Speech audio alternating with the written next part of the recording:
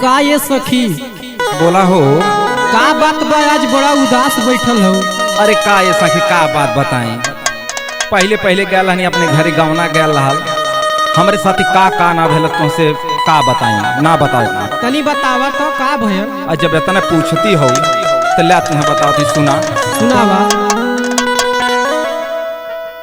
अरे का ये बताई सखी ससुरा के हलिया। अरे का ये बताई सखी ससुरा के हलिया। अरे पहले दिन सैया से भया लफड़ा परदेसिया वाला मुआ करला झगड़ा। परदेसिया वाला मुआ करला झगड़ा। परदेसिया वाला मुआ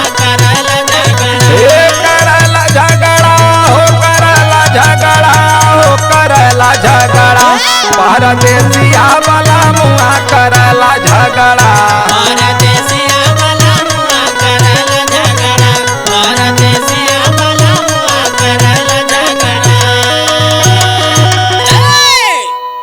अरे इतना ना तुमसे बतावत है जाना तू का कहीं अपनी सखी के मनावे खातिर तनी बतावा बतावा।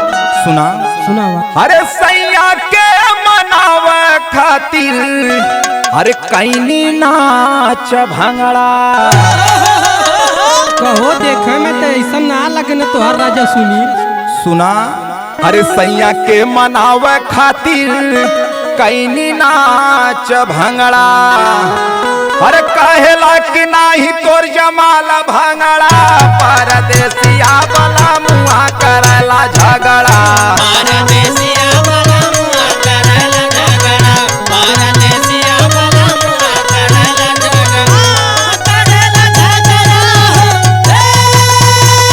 करला झगड़ा हो करला झगड़ा हो करला झगड़ा। परदेसिया वाला मुआ करला झगड़ा। परदेसिया वाला मुआ करला झगड़ा। इतना ना सखी बतावत है जा तू अपने सैया के मनावे खातिर का खियौनी ना का खियौलू हो बतावा। सुना सुनावा। हरे नचियो से माने ना खियौनिया मलंगड़ा। अरे नचियो से माने ना खियौनिया मलंगड़ा। अरे कहेला कि मना ही टाइट लंगड़ा।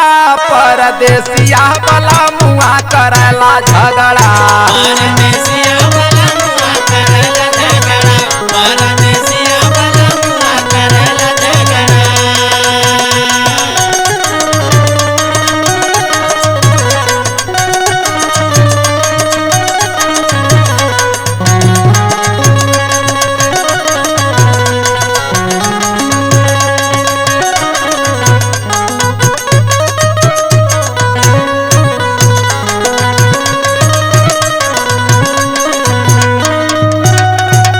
अरे ये कुल तो छोड़ा लास्ट में हमें जान तू का करे के पड़ल का करे के पड़ल हो बतावा। सुना बतावत है। सुनावा।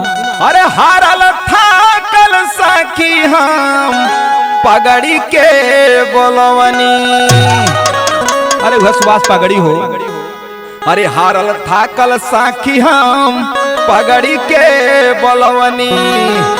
अरे फौजी सुबात साप कैना लफड़ा। परदेसिया वाला मुआ करला झगड़ा।